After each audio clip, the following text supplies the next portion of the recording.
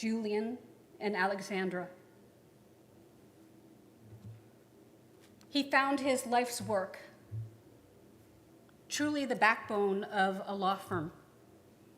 He was the unsung hero of the firm, as he did all the background work for the lawyers and dug deep and got down in the mud so that they could win their cases. He didn't do it for the lawyers, though. He did it for the people who he saw as his clients because they deserved justice. I wish that the law firm had used his last name as part of theirs. He certainly belonged up there.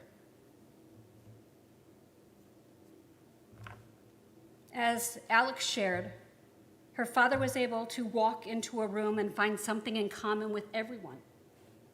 He was beloved and honored by all for his friendship and his zest for life.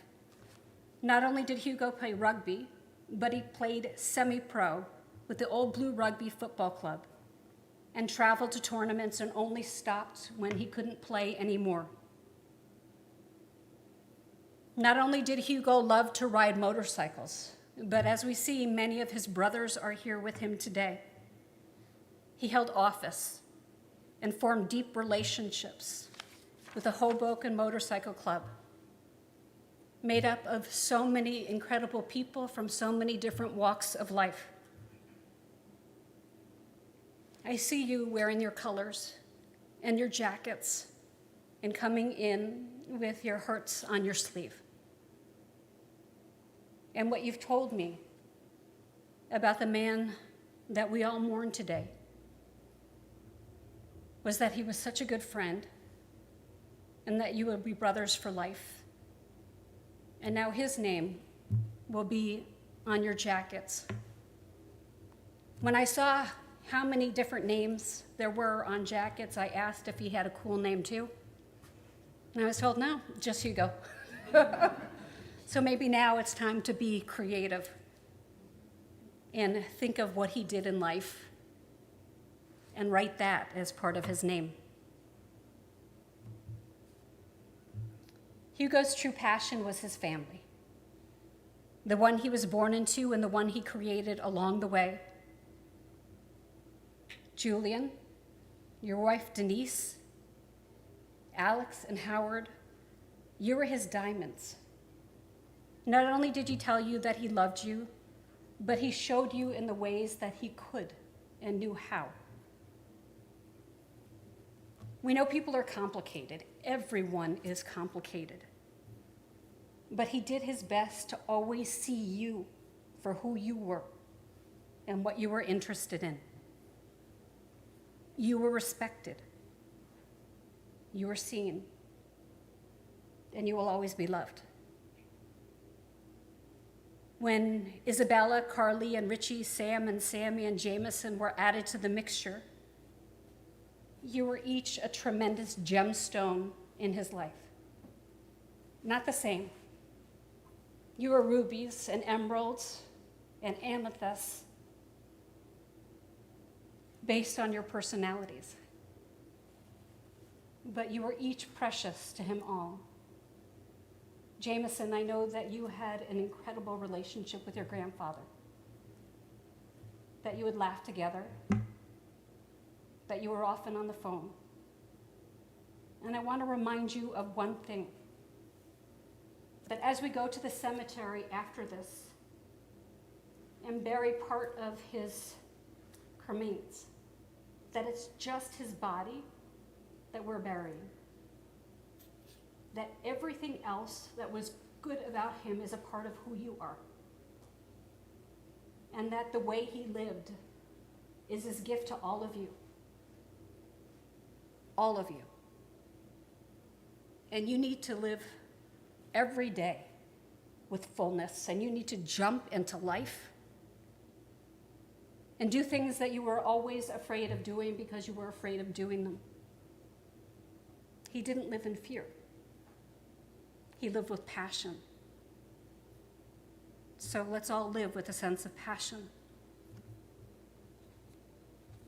Hugo was over the moon for Kaya and the little one who will arrive in October.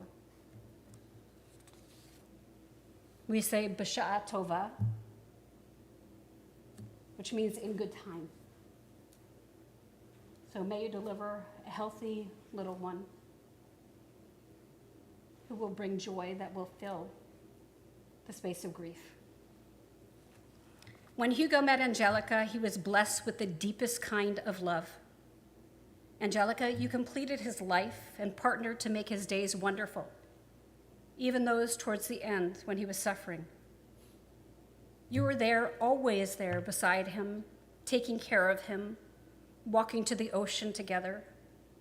And as you shared with me, you would have dinner with music on, and in the middle of dinner, you would get up and dance around the room and then come back to dinner. That's passion and compassion. That's love and joy. You took care of each other and shared your life together. When I heard you explaining that the other day, I went back to my husband and said, okay, tonight we're going to play music and you're going to sweep me off my feet. And he said, no, maybe during the weekend. That's the passion that I'm blessed with. You brought to him Evelyn, Christian, Alexander, Javier, and Veronica, who became his family as well. We mourn with you all. I know that his brother in Texas and your family are watching. There's a space where there was once energy of a man who could not sit still and was larger than life. And we may feel that emptiness. And you'll feel that as you take your individual journey through mourning. It's not a forward journey. It's forward and back again, and forward and back again. And sometimes you'll hear songs, as I shared with you before, that will remind you of your father, your husband, your grandfather. And maybe you'll see a butterfly. And you'll know that the butterfly is out of season and that he's just coming to check on you. He will always be here. And he becomes a part of who you are. He left a tremendous legacy for each and every one of you. In Judaism, we say, choose life and blessing. And he did that. Every single day, he jumped into life. Always choose love and wear it proudly. Not in the words of your mouth, but through your actions, and wear it on your sleeve. There's one thing more to remember, and this is the most important thing, and that's love. I want to share with you my favorite poem by a woman named Merit Malloy. When I first found this poem years ago, it was written by Anonymous. Now, we all know there's no Anonymous. And so I went on a journey to find this woman because her poem so affected me and changed my life. And I found Mary Malloy. She wrote this one poem. It's the only poem she ever published. And she wrote it for her husband upon his death. It's called Epitaph. When I die, give what's left of me away to children and old men that wait to die. And if you need me, put your arms around anyone and give them what you need to give me. I want to leave you something better than words or sounds. So if you cannot let me live in your mind, at least let me live in your eyes. You can love me most by letting hands touch bodies and by letting go of children that need to be free. You see, love never dies. People do. So when all that's left of me is love, please give me away.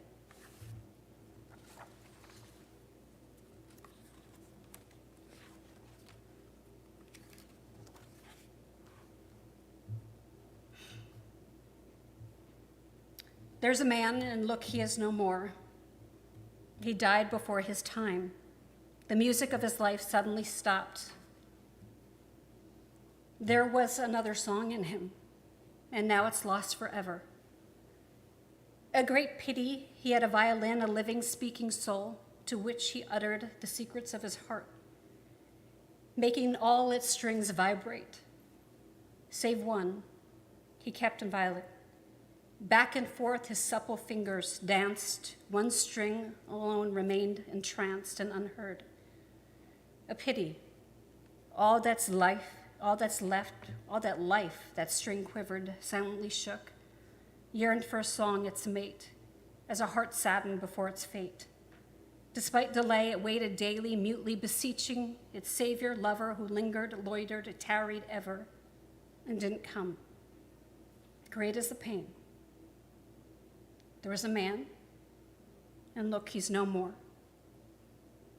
The music of his life was written and will continue forever, and those who knew and loved him.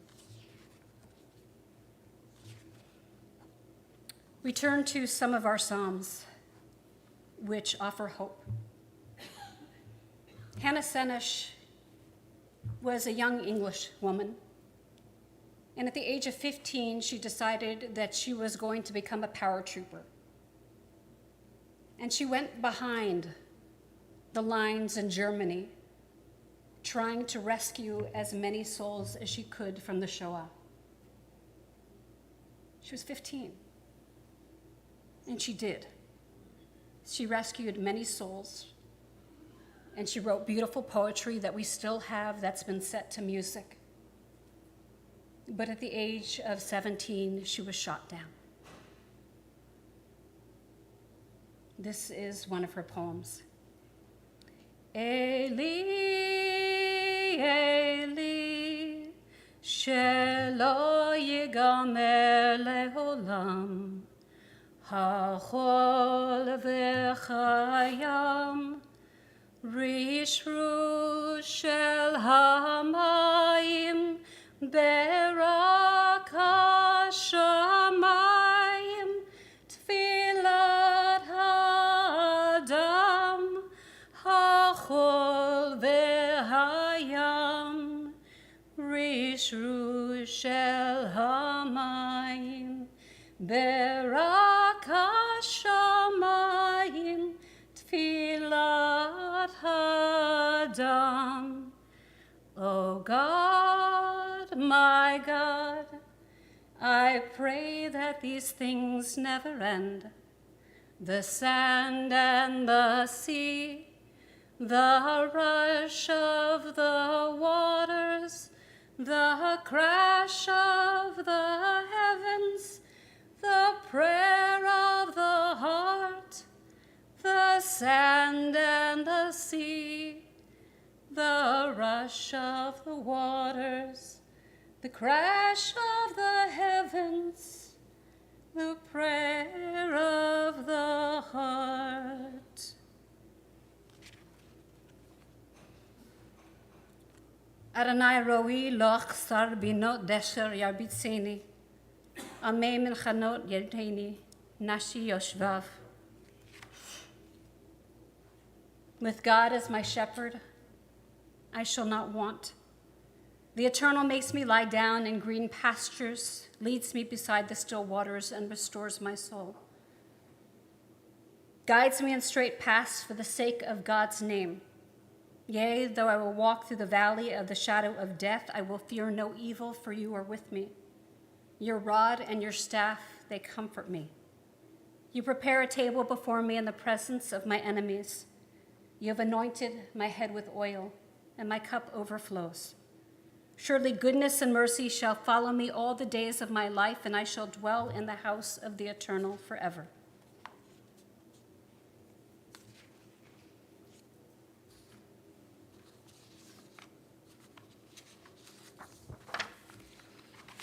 A poem by David Harkin. You can shed tears because he's gone, or you can smile because he lived. You can close your eyes and pray that he will come back, or you can open your eyes and see everything that he's left. Your heart can be empty because you can't see him, or you can be full of the love that you shared together. You can turn your back on tomorrow and live yesterday, or you can be happy for tomorrow because of yesterday. You can remember him and only that he's gone, or you can cherish his memory and let it live on. You can cry and close your mind, be empty and turn your back. Or you can do what he'd want, smile, open your eyes, love on, and move forward. I'd like to invite forward at this time his daughter, Alexander Levi.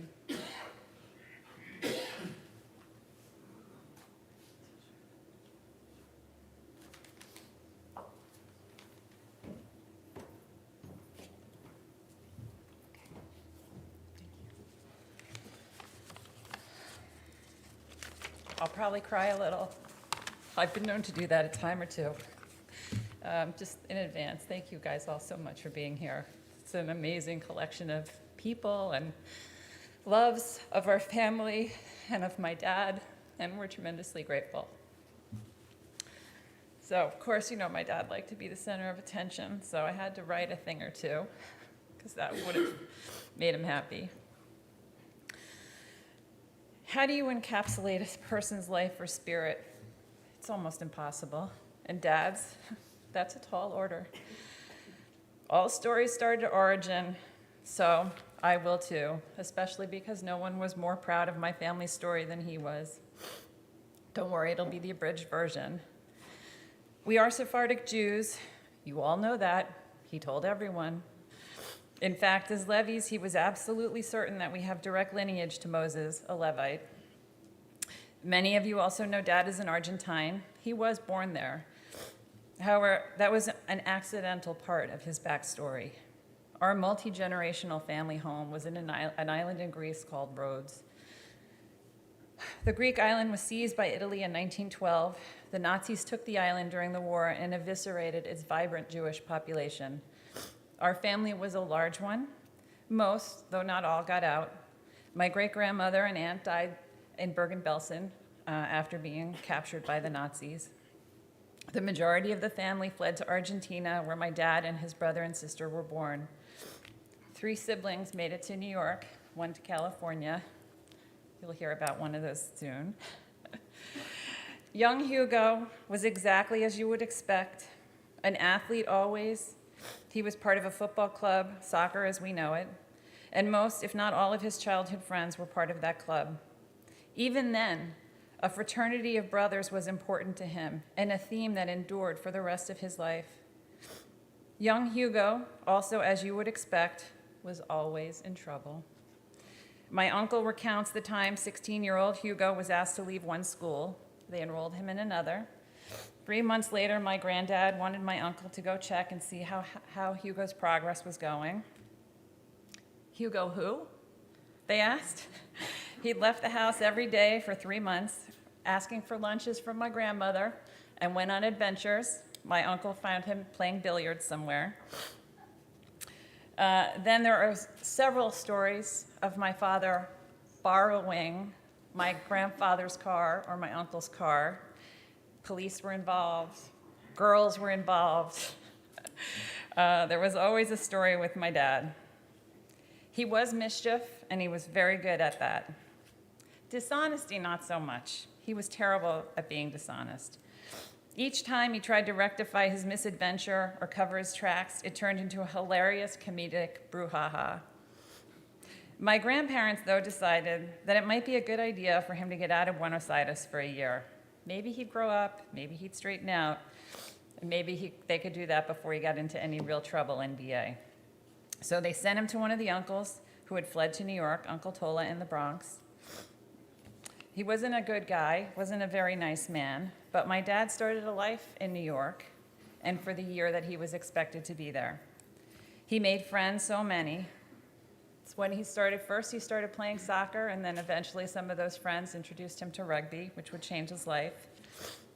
He also met some girls. My dad always met some girls. He ended up with a date for my mother's roommate, and my mother was asked to come to translate because my mother could speak Spanish. Uh, Lightning struck. My mother and dad fell head over heels in love. An Irish, English, Catholic girl from Liverpool, who was only also here for a year, was not what the family expected. However, their love was strong, and they decided that they would stay together, despite any objections, in particular from my uncle, who kicked my dad out and disowned him. And then my 19-year-old parents began a life together. Life in the Bronx was a blast for this young couple. And this, of course, is another origin story, that of Julian and I. My parents were married for 17 years. Ultimately, my father's wanderlust for adventure and motion would be their undoing. While his nature was hard on romantic relationships, it was perfect for fraternal bonds. There, my dad had many great loves. The racing club, his soccer club in Buenos Aires, Old Blue Rugby, and the Hoboken MC. His team, Old Blue, is a storied and elite club at the forefront of U.S. men's rugby. Dad was a hooker on the team throughout the 70s and 80s, and how many times did we love to tell people that our dad was a hooker? The position plays the center of the scrum. Julian and I were raised on a rugby pitch, weekends at Van Cortlandt and Randall's Island, tournaments at Saranac Lake, the Cherry Blossom Festival in D.C. We went to them all. His bond with his Old Blue brothers was deep. He just loved everything about this time. I don't know if I've ever met anyone as competitive as my dad, and playing with his team at this level was a perfect fit for him. He was gregarious too. The man and the club were certainly a fit there. They all played hard. He competed well past the time he should have. He literally stopped only when he physically could not play any longer. In fact, I remember after his last game, I was with him once, and he looked in the mirror, and he had broken clavicles, and everybody knew about his nose. And he just thought, he said to me, "Why didn't I play tennis?" Even then, though, after he stopped playing, he was still a common fixture at the games, rolling in on his Harley and cheering and mentoring younger players. It is with Old Blue that he had one of the best moments of his life. Julian played with Old Blue for a time in his youth, and my dad was over the moon that he got to play rugby with Julian on the same pitch. When he stopped playing, life without a fraternal club was not tenable for my dad. And thankfully, he had his love of Harleys, which led him to another of his loves, the Hoboken MC. There, he found another group of brothers. They shared an interest in their bikes, yes. But more than that, they were a family to my dad. He loved you all. Our family thanks you for making a home for him with you at the club. He needed you, and thankfully you guys accepted him. No story about my dad exemplifies his tenacity than that of his longest lasting relationship. My dad's 49-year battle with non-Hodgkin's lymphoma. He refused to give in to the disease. He was first diagnosed in 1975 when he was 35 years old. He was treated, and the disease went into remission for 20 years, and then it came back stronger and faster every time since 1975. He never felt sorry for himself. He never complained about treatment. He never stopped fighting. Last week, he gave it all he had.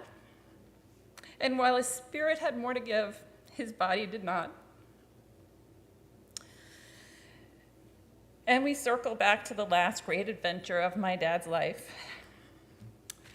The last 11 years of his life with Angelica, his wife, he was happy, and for the first time, a little less restless. Evelyn, Christian, and Alexander, you made a home for him, and he loved you much, very much. And we love you too. Hugo was a sentimental man. He loved his teammates and Angelica and his family. He adored his grandchildren. He never stopped bragging about Rowan and her writing. He could play with Jameson for hours, and he was so proud of the young man that you were becoming. He loved watching you play basketball, But he was most impressed with your loving nature, your ability to communicate and laugh. He was so excited for your future. And Jameson would want us to tell you that he also loved laughing with my dad. He said Grandpa Hugo was a badass and he was so funny. And that was important to him. And I know my dad loved me, but I know he also loved the life and the family that we made, all of us. So time with Carly and Sammy, and now Sam and Richie and the baby, was very important, and he appreciated it so much. How is it possible that he's gone?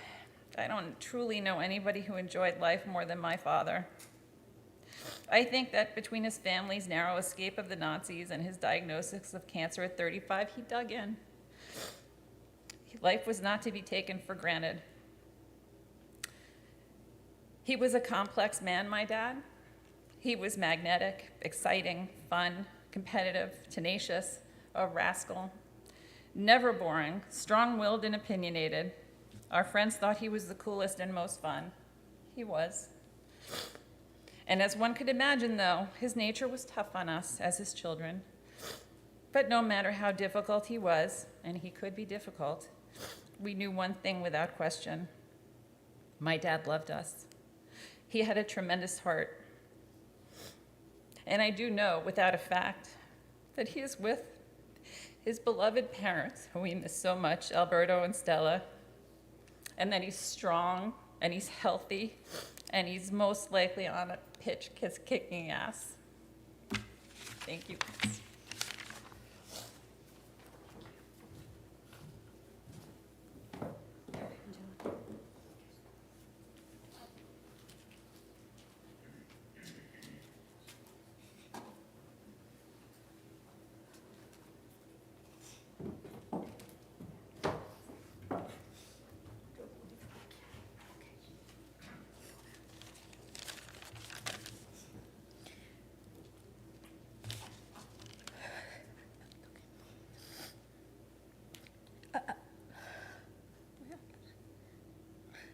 I wanted to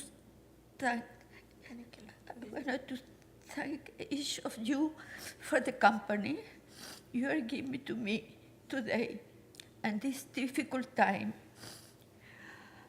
I want to tell you all that not only did my husband live my life, partner life, we had so many adventures together. If I had to highlight something, I would be the one for 12 years together. Doing life on motorcycle, traveling and laughing. So many places where he made me feel that was the most important thing. He spent many difficult moments of health, but he faced all them with courage and strength, guided by the immense love that united us. Today, I say goodbye with my heart full of love, and although my sadness is enormous, he told me to continue, even if the life stopped today. Thank you, my love, my morcito, for having made me so happy and show me that it is always worth giving yourself to love. Have a good trip, morcito.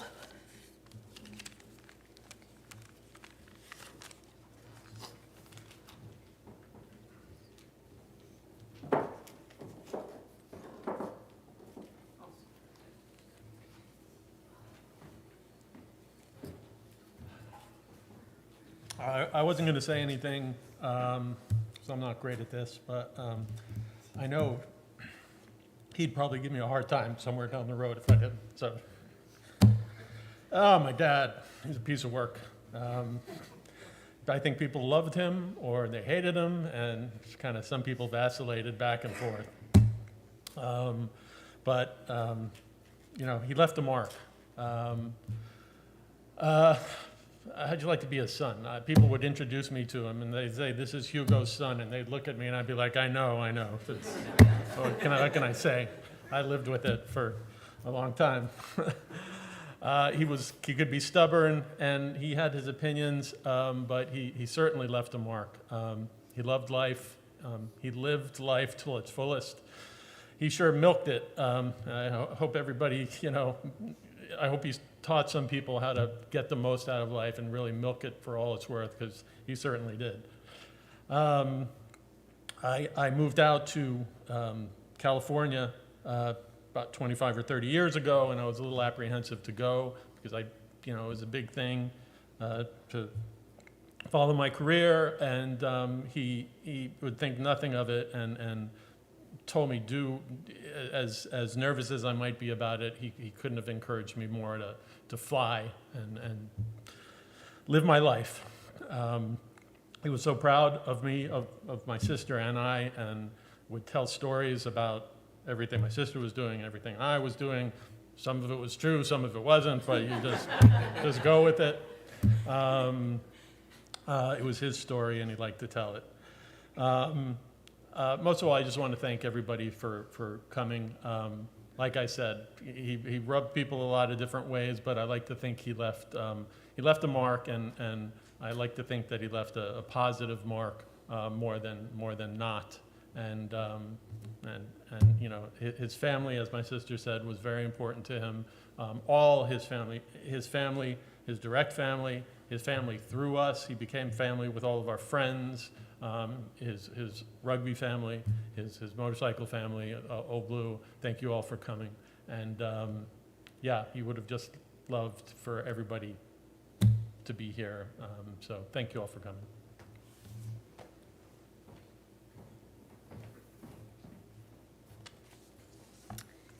Before we finish our service here, I just want to let you know that we will be going from here to the cemetery to bury part of his cremains.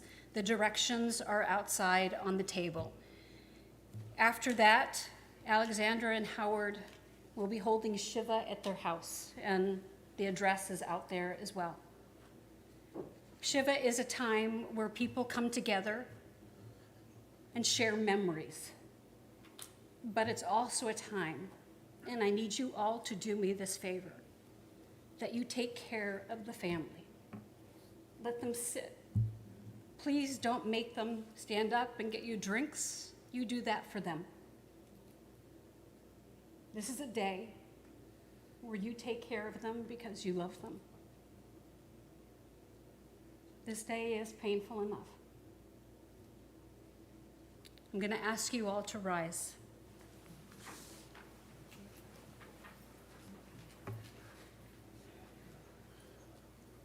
I was thinking about his Hebrew name. Issachar means lion. And Zechariah was a prophet who was untamed. There you go.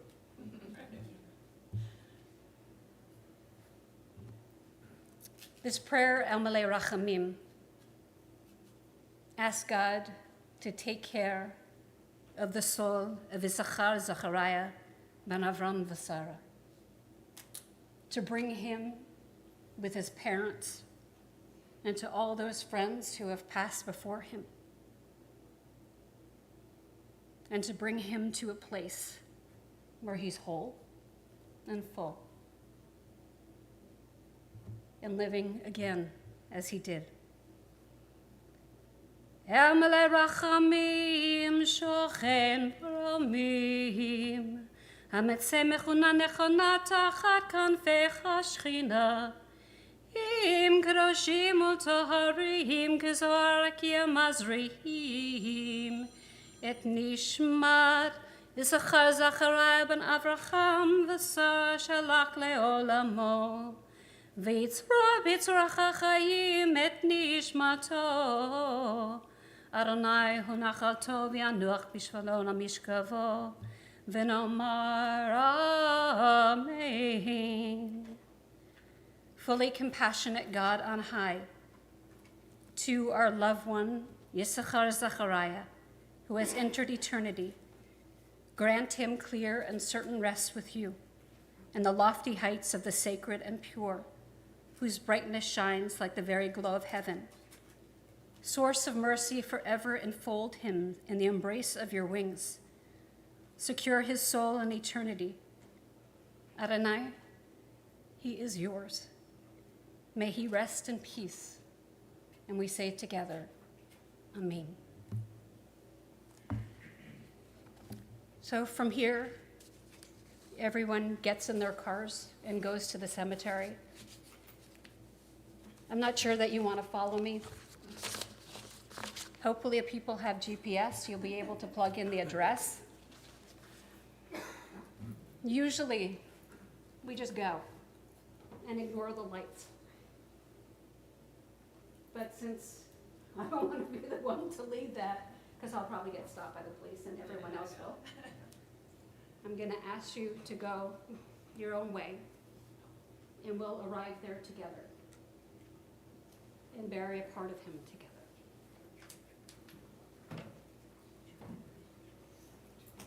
Please let the family go first.